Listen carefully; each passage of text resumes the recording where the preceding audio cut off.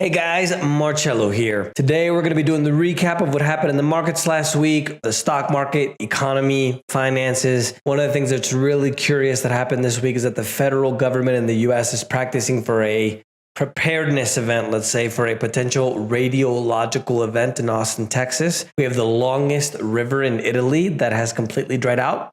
So much so that the ocean is literally going back into the riverbank. And we have another situation where the US stocks suffer the absolute worst losing streak since the Great Depression in the 1930s. Let's get started.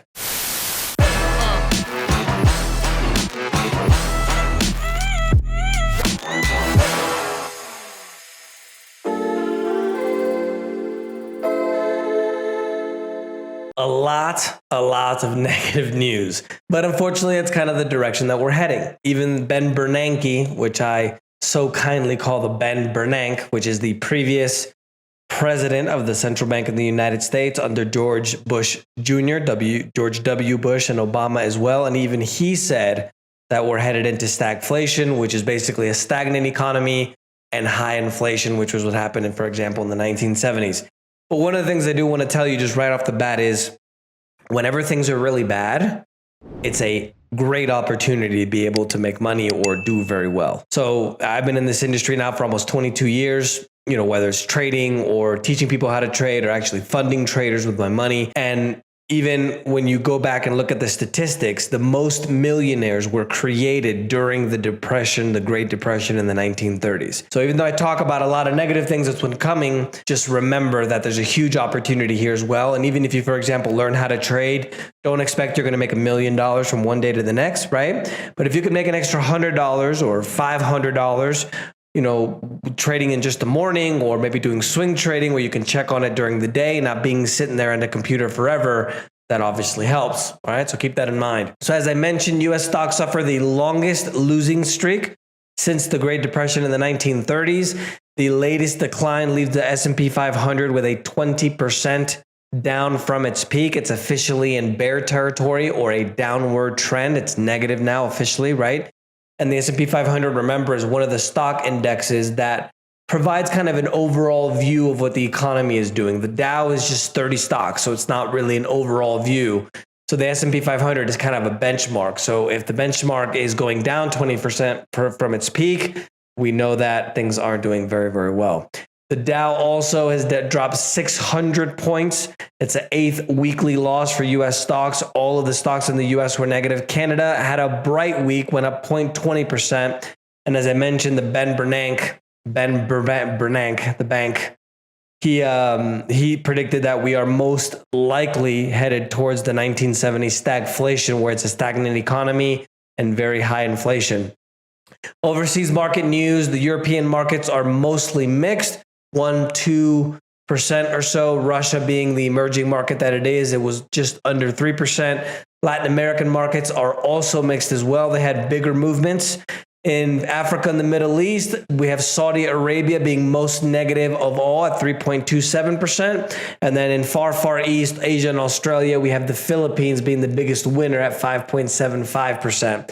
Not a lot of big news in the Bitcoin space after the absolute collapse last week and the Luna stablecoin UST Terra collapse. Other than that, we only have Chile, which is adding on to be another one of the countries, for example, that's looking to launch their own CBDC, which is central bank digital currency, or Bitcoin for governments, as I so kindly have called since the beginning of time, government coin, which is what I think is what we're going to end up with essentially. Bitcoin higher for the week, 0.67% at just under 29,000. And then in the commodities, here comes the amazing positive news, guys. Italy's longest river has dried up, mainly due to the fact that the snow cover in the Alps is under 50% what the average would be. It's the lowest snowfall that they've had in the last 20 years, and it's so severe that the seawater is being sucked back into the riverbanks. And this is pretty serious for Italy, among other things, right? Because we've had all these kind of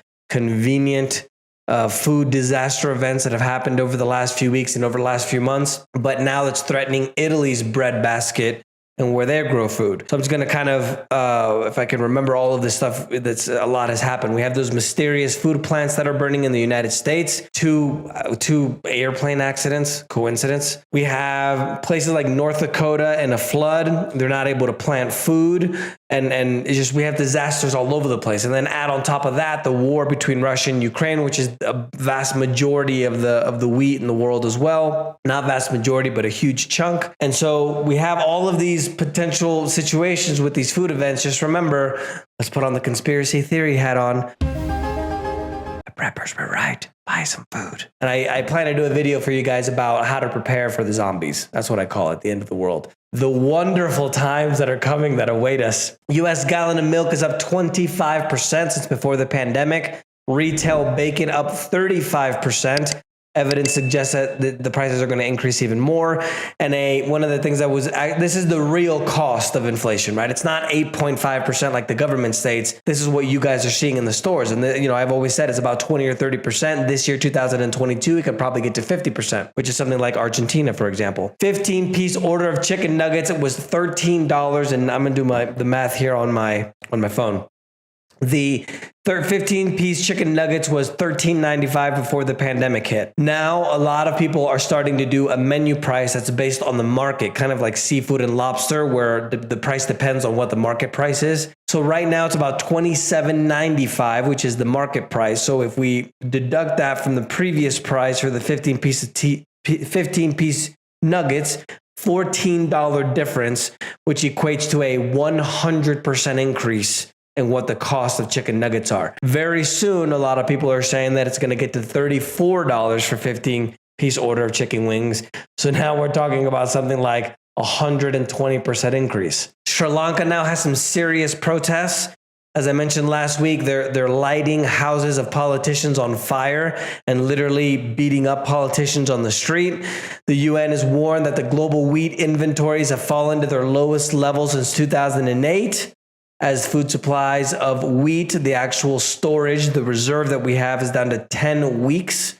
And remember, if you guys remember about, I think 2 or 3 weeks ago, I mentioned to you guys how the few of the guys that I follow that kind of are in this space in terms of the food talked about how wheat is the leading indicator when it comes to food. So if this is happening to wheat, this is going to happen very soon now to the rest of our food supply. China now is seeking to replenish their crude stock reserves with cheap Russian oil as the whole world looks to ban Russian oil. We're going to get into that because they're not really banning it, right? They're just talking heads. They're looking to go ahead and strengthen their ties with Russia, which is not a good thing because we're literally creating another powerhouse between China, Russia, and other countries that are involved there as well.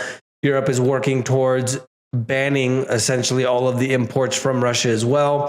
Gas prices on average under the Biden administration has reached $4 a gallon in every state for the first time ever. And we also have oil closing at a 4-week high.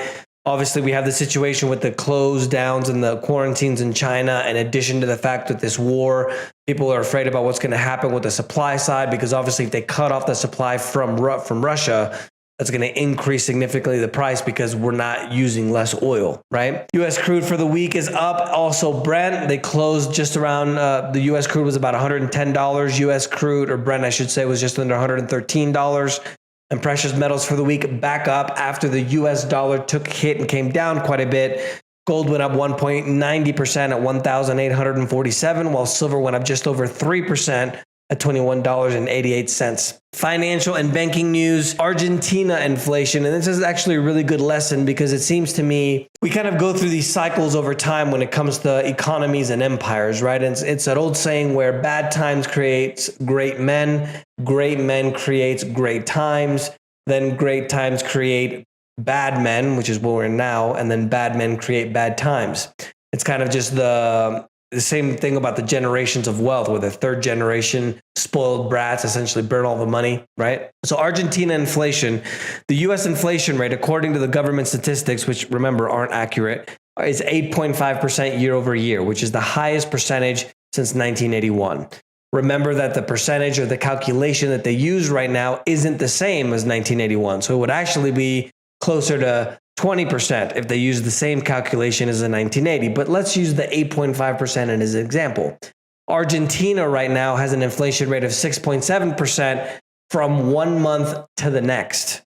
So they're looking at an inflation rate of 55.1% according to what the government is calculating. Now, one of the things that's interesting about Argentina is in the 1900s, one of the reasons why it's called Buenos Aires, the Paris of the South, is because it was the richest country in the world in the 1900s. It was literally growing at a faster pace in the 1913s than the US. It was one of the 10th wealthiest nations per capita in the world. Now, the US, for example, is 10th and Argentina is the 89th. And what they've been voting for since basically 70 years is socialism. So just keep that in mind when you guys are voting, if you want to go out and just jump into poverty. US is now considering a full block on Russia's abilities to pay US bondholders. This obviously, if they freeze the Western banks, this is going to cause a big problem for Russia and they could face an economic crisis. UK inflation has soared to a 40-year high to 9%. Highest since records began in 1989. This obviously includes as well the spiraling cost of energy and also food. The Chinese government is planning on implementing a $5.3 trillion pump into the economy. That's about a third of their $17 trillion economy. And this is kind of a perfect example of what governments do. They create the problem and then they give you the solution, which is more government. So notice that they created the economic not crash, but the economic downturn with their lockdowns because of the pandemic. And now they're going to create an even bigger problem by printing money essentially and just injecting it right into the economy, which is basically what the US is doing. And the Russian currency is now the best performing currency in the world. It smashed a 4-year high against the US dollar and a 7-year high against the euro. At least 20 European gas buyers have opened ruble for gas accounts with Gazprom Bank, which is the central bank in Russia. And this is one of the things that's really not funny because a war isn't funny, but it's really interesting to me because we're supposed to be giving them all these sanctions. Meanwhile, Putin is playing chess while the West and NATO is playing checkers. They tried to collapse the economy by saying that they weren't going to buy anything from Russia. Unfortunately, Europe requires Russian energy to be able to function. And Russia, Putin decided to say, well, we're not going to give you anything unless you pay in rubles. So that skyrocketed the demand for rubles, and now even the income that Russia has received this year for gas and oil has spiked 50%. So for all the talk that we're doing about sanctions, for all the talk about the excuses that we're paying higher prices because of Russia, which isn't true, we're essentially paying Russia, and especially a lot more now, just because they started the war and we put these quote unquote sanctions on Russia, we're literally paying a premium so they can continue with their war. This is the people that we vote for, right? Political news. China's President Xi is attempting an unprecedented third term this fall. He's going to extend his role as one of China's most powerful leaders since Mao Zedong. Obviously, his policies are tremendously popular. The zero COVID policy, where they literally lock people up in their homes. The staunchly supporting Russia in regards to the war against the United States, which is obviously because they're both competitors to the US, and the tech giant crackdowns that they've done recently. But the resulting economic situation has sparked an intense debate about what's that effect on the actual population. So analysts are talking about stakeholders at large and the public as well, due to the effects of the actual decisions that the government of China is making. UK unemployment in economic news is the lowest since 1974. So remember, the government always manipulates its statistics, if you guys can say it right. And so they talk about, oh, we have the great economy, we have the best unemployment rate for years since 1974. But what they don't tell you is that the actual money that you're earning is collapsing due to the inflation rate, because every dollar that you make doesn't have the same purchasing power. The example that I gave you with the chicken nuggets, the same 15-piece chicken nuggets, for example, has gone up by 120%, 130%. Have you gotten a 130% raise? See how that works? That's the part that they don't want you to connect. Eurozone GDP went up by 0.3% in quarter one, same rate as what we had in quarter four of 2021. So the Eurozone economy is showing resilient despite all the variants of COVID and also the war. Seasonally adjusted unemployment rate in the United States went down to 3.9%, which is the lowest unemployment rate since the monthly survey began in 1974. And excuse me, that's for Europe, not the United States. And the number of new unemployment claims in the US went up to a 4-month high to 218,000, which is 18,000 higher than what the expectation was going to be. So we're starting to see some cracks in the US economy as well. Corporate news, shares of Walmart and Target both collapsed, horrible earnings. In the case of Target, they went down over 25% due to the fact that their net income collapsed by 52% in the first quarter. This has to do, they're both reporting their profitability is down because of surging fuel costs, surging food costs, and also wages. And remember that we talked about the wages in the previous video, talking about the fact that because of all the job openings, companies have to increase the prices that they pay for labor, increase everybody's salaries to make sure that they hire people, right? Because they need workers. We're at a point now where the number of job openings is at a record high. So even though we have a situation where the economy is supposedly recovering, that people can't find enough workers. So they pay people more to be able to get them in the door. And that helps with the inflation rate. Not the only thing that happens with inflation, but one of the helpers as well. Siemens, the big company out of Germany, they decided to leave Russia after nearly 170 years of business. And in trade news, analysts have reduced some 1.6 trillion of economic growth from the economy in 2022. Obviously, again, they're blaming the war in the Ukraine as well. I'm not reporting as much details in Ukraine because of the war, because I figured, we kind of all know what's going on there, right? It's a tit for tat. And hopefully it'll end soon because war isn't good for anybody. And in investment news, Berlin, which is the capital of Germany, is risking running out of fuel. They're finding a way to keep a refinery open because they're not getting the oil and the gas mainly the oil from obviously the situation with Russia. It's on the Polish border and it's the main supplier of jet fuel and gasoline for vehicles there in Eastern Germany. And if they don't find something soon, then the 4th largest economy in the world, in addition to the largest economy in the Eurozone, can be affected quite a bit by literally not having any oil or gas. International events, we have a new pandemic now, which is the monkeypox. It's the worst outbreak of monkeypox that they've seen in Europe.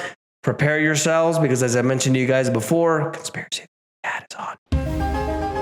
This is never going to end. We're literally going to have a never-ending pandemic until the end of time. The G7, which is the group of the 7th largest economies in the world, are taking part in a pandemic exercise. Remember when that happened in 2019 before the previous pandemic? Simulating a fast-spreading and dangerous outbreak of smallpox virus originating from leopards. So they're practicing a potential outbreak when, just like they did the potential outbreak in 2019 before the pandemic in 2020. And Bill Gates has the best luck, doesn't he? He invested in a synthetic baby formula company. Oh, and all of a sudden we got a shortage. Most luckiest man in the world. Unless, of course, there's a conspiracy theory at foot. And in unusual facts, natural disasters, the government of the United States is beginning a major radiological incident drill in Austin, bringing 30 agencies together in a field training exercise to combat threats of radiological events or attacks. There are no coincidences. So that's the news for this week, guys. Let me know if you guys have any questions. Don't forget to subscribe, leave your like, because that hasn't gone up in cost.